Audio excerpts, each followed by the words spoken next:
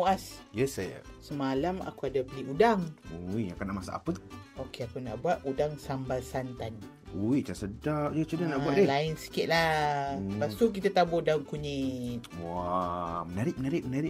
Okey, bahan-bahan ni kita kisar halus. Kisah halus ni mesti nak kena tumis kan? Ada lekuas semualah. Oh. Lagi beraroma orang kata kan. Ini kena tumis sampai pecah minyak juga? Sampai pecah minyak. Okey, sebelum tu kita masukkanlah serai dengan daun limau. Oh, daun limau tu dah dikoyak-koyak kan? Dah dikoyak lah, koyak dua.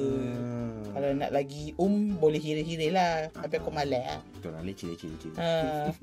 Okey dah pecah minyak, bolehlah kacau-kacau lagi, bagi dia garing sikit. Okey, Boleh masukkan gula merah. Oh, pakai gula merah. Gula merah, garam dan juga serbuk perasa. Tak pakai gula biasa. Pakai gula merah. Ni akak nak buat berkuah ke tidak?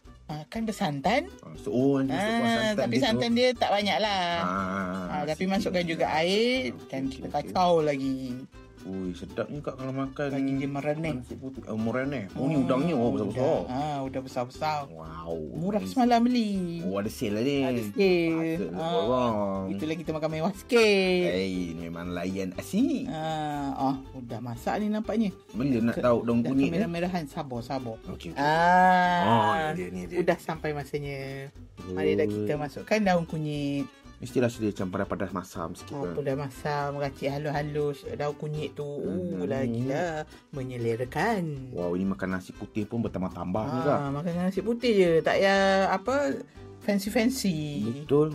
Ingat makan, ingat rasa.